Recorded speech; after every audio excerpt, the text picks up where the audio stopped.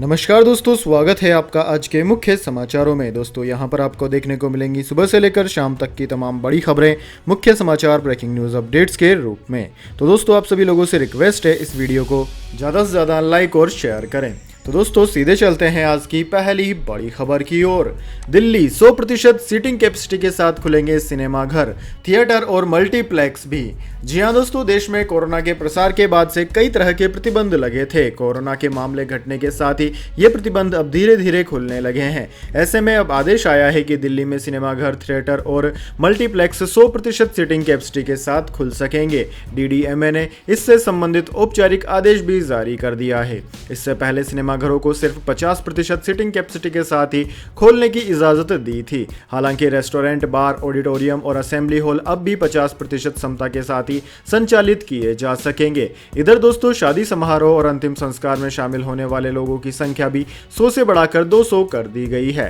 दोस्तों आपकी जानकारी के लिए बता दें, लंबे समय से कोरोना के मामलों में उतार चढ़ाव देखने को मिल रहा है। स्वास्थ्य मंत्रालय के आंकड़ों की माने तो भारत में बीते 24 घंटे में कोरोना वायरस के 14,348 नए केस सामने आए हैं। इसके बाद दोस्तों अगली बड़ी खबर, कांग्रेस का प्रशांत किशोर पर निशाना, कंसल्टेंट की कोई विचारधारा नहीं होती।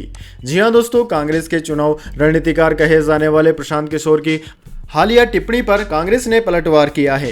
कांग्रेस ने शुक्रवार को कहा कि कंसल्टेंट की अपनी कोई विचारधारा नहीं होती। ऐसे में किशोर को दूसरों को भाषण देने से पहले खुद तय कर लेना चाहिए कि वह क्या है। पार्टी प्रवक्ता पवन खेड़ा ने कहा कि कंसल्टेंट अपने आप को जितना महत्वपूर्ण मानते हैं, अगर मैं और आप भी उनको इतना महत्वपूर्ण मानने लग जाएंगे तो फिर देश ये कंसल्टेंट ही चलाएंगे। उन्होंने प्रशांत किशोर पर निशाना साधते हुए कहा कि क्या हमने कभी कहा कि देश को भाजपा मुक्ति होना चाहिए। कंसल्टेंट की कोई विचारधारा नहीं होती है। आप कंसल्टेंट हो, टेक्नीशियन हो, रणनीतिकार हो, कभी टेबल के इस तरफ तो कभी टेबल के उस तरफ। अपने दिमाग में स्पष्ट कर लीजिए कि आप क्या हो, फिर भाषण दीजिए। दोस्तों आपकी जानकारी के लिए बता दें, प्रशांत किशोर ने हाल ही में एक कार्यक्रम में टिप्पणी की थी कि भारतीय जनता पार्टी भारतीय राजनीति के केंद्र में बनी रहेगी और अगले कई दशकों तक कहीं जाने वाली नहीं है। किशोर ने कांग्रेस नेता राहुल गांधी की इस सोच के लिए उन पर तंज भी कसा कि जनता बीजेपी को तत्काल उखाड़ फेंकेगी। दोस्तों आपकी जानकारी के लिए बता दें, प्रशांत किशोर गोवा असेंबली चुनाव तृणमूल कांग्रेस का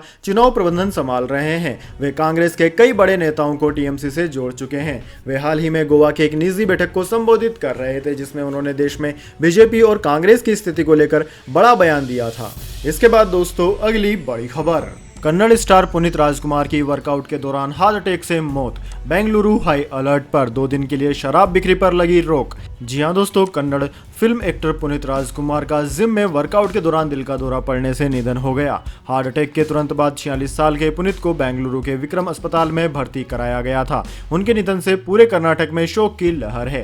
राज्य में सभी थिएटर बंद किए जा रहे हैं। फैंस को काबू में करने के लिए कई इलाकों में धारा 144 लागू कर दी गई है। कर्नाटक के सीएम बसवराज बोम्मई भी अस्पताल पहुंचे थे। डीसीबी सेंट्रल ने कहा कि पुनीत राजकुमार के पार्थिव शरीर को जनता के दर्शन के लिए कांतिरवा स्टेडियम में रखा जाएगा। एहतियात के तौर पर बेंगलुरु में 2 दिन के लिए शराब की बिक्री पर रोक लगाई गई है। कोई अप्रिय घटना न हो, इसके लिए सघन गश्त की जा रही है। पुनीत के पिता राजकुमार साउथ इंडियन सिनेमा के आइकन थे। वे कन्नड़ फिल्म इंडस्ट्री के पहले एक्टर थे जिन्हें दादा साहेब फाल्के अवार्ड मिला था। चंदन तस्कर वीरप्पन ने जुलाई 2000 में तमिलनाडु से उनका अपहरण कर लिया था। पुनीत ने अपने करियर की शुरुआत एक चाइल्ड आर्टिस्ट के रूप में की थी। वे राष्ट्रीय पुरस्कार से भी सम्मानित हो चुके हैं। पुनीत कर्नाटक मिल्क फेडरेशन के लिए नंदिनी के ब्रांड एम्बेसडर भी हैं। वे मिल्क फेडरेशन से इसके लिए कोई फीस नहीं लेते थे। आईपीएल की टीम रॉयल चैलेंजर बेंगलुरु ने उन्हें अपना ब्रांड एम्बेसडर भी बनाया हुआ था। कन्नड़ सुपरस्टार पुनीत राजकुमार के निधन पर प्रधानमंत्री नरेंद्र मोदी ने भी ट्वीट कर दुख जताया है। इसके बाद दोस्तों अगली बड़ी खबर, ट्विटर पर सख्ती, दिल्ली हाईकोर्ट ने कहा हिंदू देवी देवताओं के खिलाफ आपत्तिजनक कंटेंट तुरंत हटाए जाएं। जी हां दोस्तों, दिल्ली हाईकोर्ट ने शुक्रवार को ट्विटर को हिंदू देवी देवताओं पर आपत्तिजनक कंटेंट हटाने का आदेश दिया है। कोर्ट ने कहा है कि सोशल मीडिया कंपनी को लोगों की भावनाओं का ख्याल रखना चाहिए। ट्विटर की तरफ से पेश प्रतिनिधि से कोर्ट ने पूछा कि आपत्तिजनक कंटेंट हटाया जा रहा है या नहीं। इस मामले की सुनवाई चीफ जस्टिस DN पटेल और जस्टिस ज्योति सिंह की 2 सदस्यीय बेंच ने की। याचिका आदित्य सिंह देसवाल ने लगाई थी। एथिस्ट रिपब्लिक नाम की यूजर आईडी से काली मां के खिलाफ आपत्तिजनक टिप्पणी की गई थी। याचिकाकर्ता ने इस पोस्ट के खिलाफ ये याचिका लगाई थी। सुनवाई के दौरान कोर्ट ने ट्विटर से पूछा कि आप लोग इस पर ध्यान क्यों नहीं देते हैं, आपको इस तरह की पोस्ट को हटाना चाहिए। बेंच ने राहुल गांधी के केस का उदाहरण देते हुए कहा कि आपने उनके ऊपर तक कार्रवाई की थी, तो फिर धार्मिक भावनाएं भड़काने वाले ट्वीट पर कार्यवाही क्यों नहीं करते। ट्विटर की तरफ से उपस्थित सीनियर वकील सिद्धार्थ लूथरा ने कहा कि वे अदालत के आदेश का पालन करेंगे। कोर्ट ने मामले की अगली तारीख 30 नवंबर तय की है। इसके बाद दोस्तों अगली बड़ी खबर, जियो ने पेश किया जबरा फोन, कीमत एकदम बजट में, EMI ऑप्शन भी। जी हां दोस्तों, जियो और गूगल ने शुक्रवार को एक साझा बयान में घोषणा की कि जियो फोन नेक्स्ट दिवाली से 6,499 रुपए में सभी के लिए उपलब्ध होगा। यह कीमत हालांकि बिना किस्तों पर फोन खरीदने वाले ग्राहकों के लिए होगी। कंपनी अपने इस फोन को मेड फॉर इंडिया स्मार्टफोन कह रही है। कंपनी इस फोन की लॉन्चिंग दिवाली के खास मौके पर करना चाहती है। जियो ने एक बयान में बताया कि ग्राहक किस्तों में भी जियो फोन नेक्स्ट स्मार्टफोन को खरीद सकते हैं। ग्राहकों को इस फोन को किस्तों पर लेने के लिए शुरू में 1999 रुपए देने होंगे और बकाया राशि 18 से 24 महीनों की किस्तों में दी जा सकेगी। दोनों कंपनियों ने संयुक्त बयान में कहा कि ऐसा पहली बार है जब कम कीमत वाले किसी फोन को किस्तों के जरिए खरीदने का विकल्प लिया जा रहा है। यह विकल्प फोन खरीदने के मूल्य को किफायती और एक आम फोन की कीमत के लगभग बराबर बनाता है। कंपनी के अनुसार इस स्मार्टफोन को क्वालकॉम चिपसेट पर तैयार किया गया है और देश भर के सभी जियो मार्ट डिजिटल रिटेल स्टोर पर यह उपलब्ध होगा। रिलायंस इंडस्ट्रीज लिमिटेड के अध्यक्ष और प्रबंध निर्देशक मुकेश अंबानी ने इस फोन का अनाउंसमेंट करते हुए कहा कि मुझे खुशी है कि गूगल और जियो की टीमें भारतीयों के लिए त्योहारी सीजन के दौरान इस फोन को समय पर लाने में सफल रही। इसके बाद दोस्तों अगली बड़ी खबर, यूपी के महाभारत में अमित शाह, प्रियंका गांधी और अखिलेश यादव।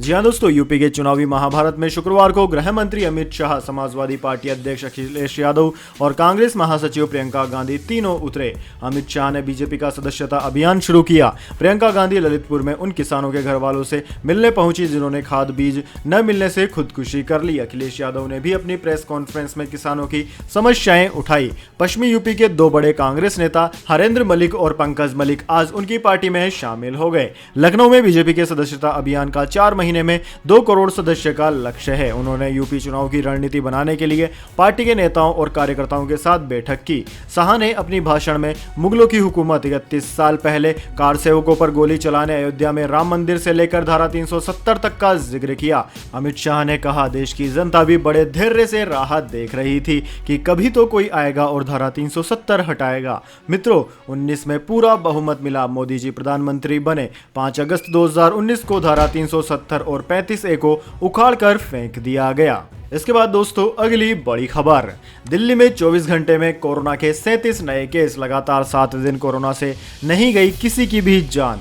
जी हां दोस्तों, देश की राजधानी दिल्ली में पिछले 24 घंटों में कोरोना के 37 नए केस दर्ज किए गए। अच्छी बात यह रही कि इस अवधि में कोरोना संक्रमण से किसी की भी मौत नहीं हुई। यह लगातार 7वां दिन है जब दिल्ली में कोरोना के कारण किसी की मौत नहीं हुई है। दिल्ली में कोरोना से अब तक हुई मौतों का कुल आंकड़ा 25,091 है। दोस्तों, दिल्ली में कोरोना संक्रमण दर 0.06% हुई है। यहाँ सक्रिय मरीजों की संख्या 334 है। इसमें से 133 मरीज होम आइसोलेशन में है। सक्रिय कोरोना मरीजों की दर 0.023% है, जबकि रिकवरी दर 98.23% है। 24 घंटे में सामने आए 37 केसों को मिलाने के बाद दिल्ली में कुल केसों का आंकड़ा 14,39,788 को पार कर गया है। इसके बाद दोस्तों अगली बड़ी खबर, उत्तर प्रदेश ने NCR से सटे शहरों में बैन किए फटाके।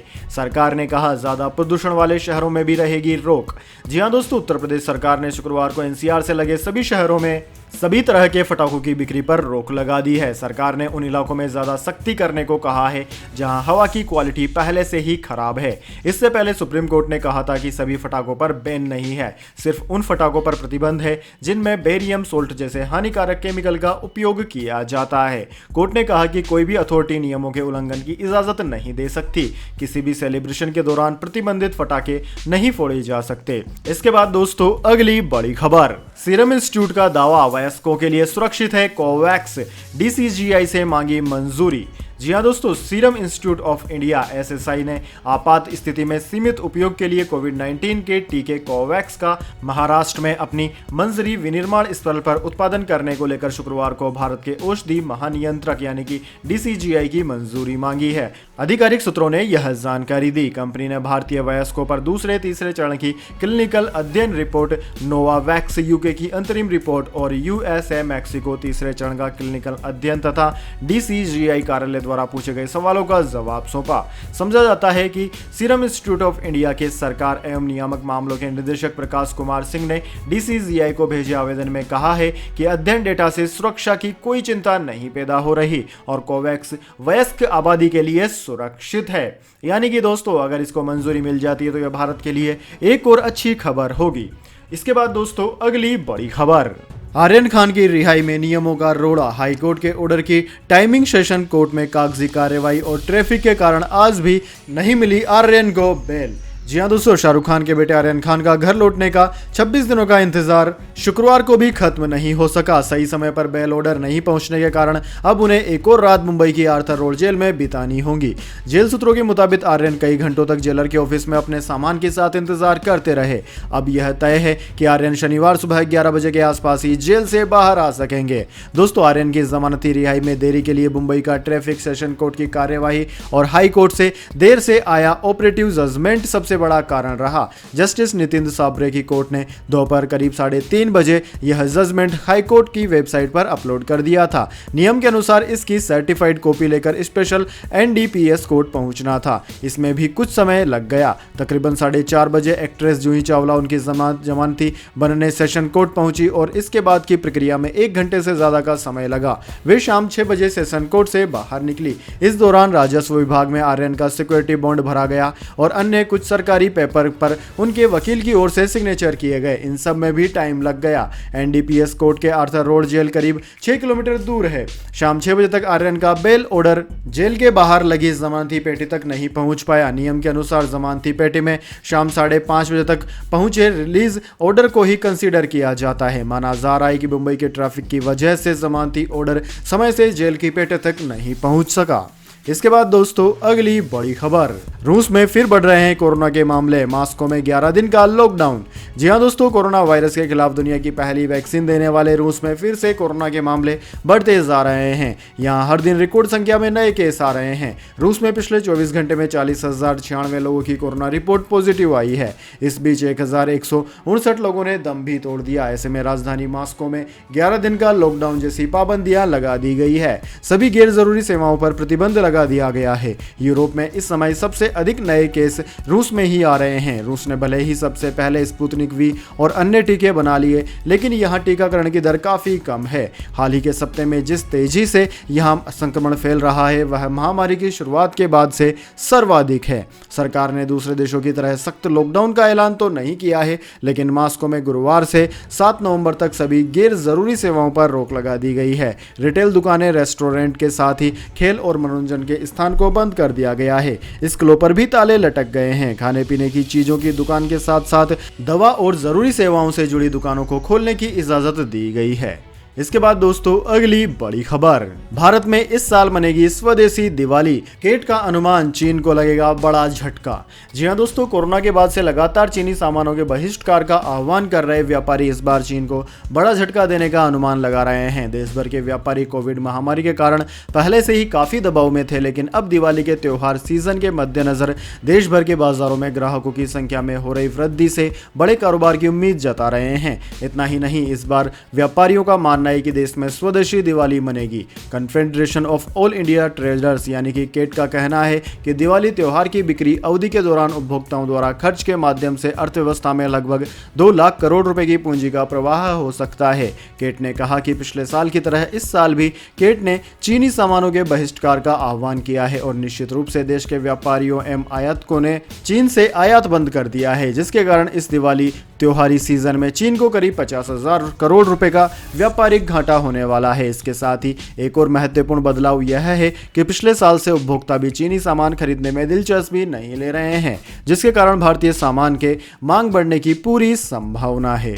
इसके बाद दोस्तों, अगली बड़ी खबर, सोने चांदी की कीमतों में भारी गिरावट, 47,000 के लेवल से फिसला येलो मेटल। जी हां दोस्तों, इंटरनेशनल मार्केट में बहुमूल्य धातुओं की कीमतों में गिरावट के बीच राष्ट्र राजधानी दिल्ली के सराफा बाजार में भी सोना 271 रुपए की गिरावट के साथ 46,887 रुपए प्रति 10 ग्राम पर बंद हुआ।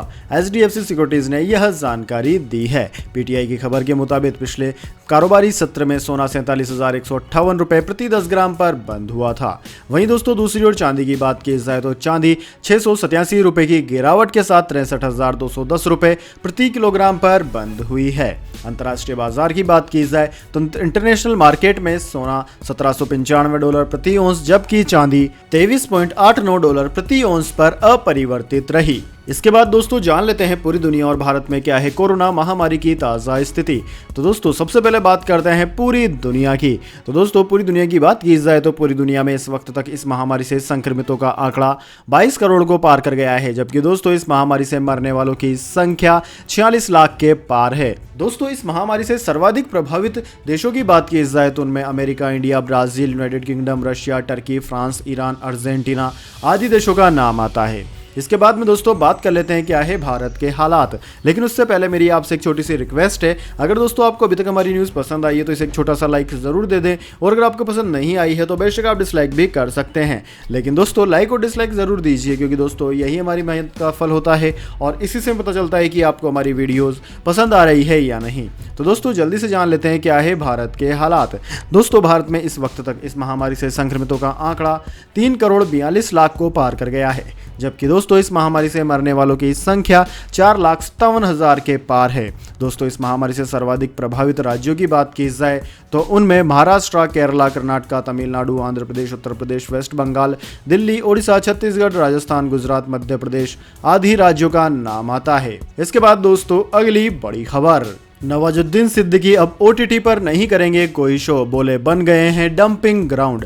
जी हां दोस्तों, नवाजुद्दीन सिद्दीकी फिल्मों के साथ साथ OTT प्लेटफॉर्म पर अपने अभिनय का जलवा दिखा चुके हैं। उन्होंने नेटफ्लिक्स सीरीज सीक्रेट गेम्स से OTT पर तहलका मचा दिया था। इस वेब सीरीज का पहला सीजन 2018 में रिलीज हुआ था, जिसे दर्शकों ने काफी पसंद किया था। पॉजिटिव रेस्पॉन्स मिलने के बाद मेकर्स इसका दूसरा सीजन लेकर आए हैं, जो 2020 में रिलीज हुआ था। नवाजुद्दीन ने इसके बाद कई अच्छी फिल्मों में अभिनय किया जो सीधा डिजिटल प्लेटफॉर्म पर रिलीज हुई। इनमें रात अकेली है, धूमकेतु और सीरियस मैन जैसे प्रोजेक्ट शामिल है। पिछले कुछ समय से नवाजुद्दीन खुले तौर पर नाराजगी जाहिर करते आ रहे हैं कि कैसे सीरीज द सीरीज OTT पर कंटेंट का स्तर खराब होता जा रहा है। अब नवाजुद्दीन ने ऐलान किया है कि वे OTT के लिए कोई भी वेब सीरीज नहीं करेंगे।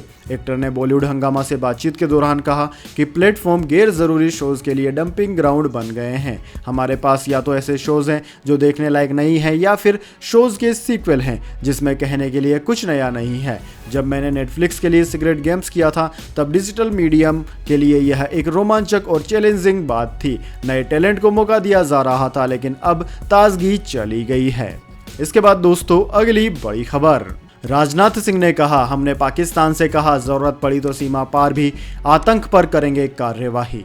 जी हां दोस्तों, रक्षा मंत्री राजनाथ सिंह ने शुक्रवार को कहा कि भारत ने पाकिस्तान को स्पष्ट रूप से कह दिया है कि आतंकवाद के खिलाफ कार्यवाही न सिर्फ सीमा के इस ओर की जाएगी बल्कि जरूरत पड़ने पर उस ओर भी की जाएगी। उन्होंने यहां एक कार्यक्रम में कहा कि लोग कहा करते थे कि यदि अनुच्छेद 370 हट जाएगा तो पूरा कश्मीर धधक उठेगा। कुल मिलाकर जम्मू कश्मीर कुछ घटनाओं को छोड़कर शांतिपूर्ण है।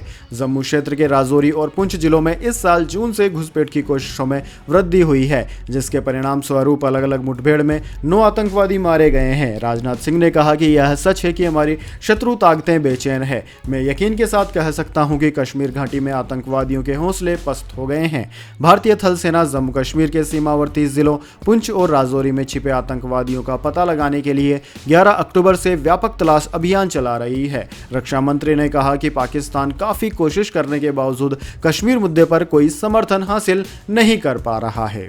तो दोस्तों यह थी आज की तमाम बड़ी खबरें। इसके बाद दोस्तों अब बारी आती है आज के माइंड क्विज क्वेश्चन की। जी हाँ दोस्तों, एक आसान से सवाल का जवाब देकर आप जीत सकते हैं एक अमेजिंग सरप्राइज गिफ्ट हमारे YouTube चैनल की ओर से।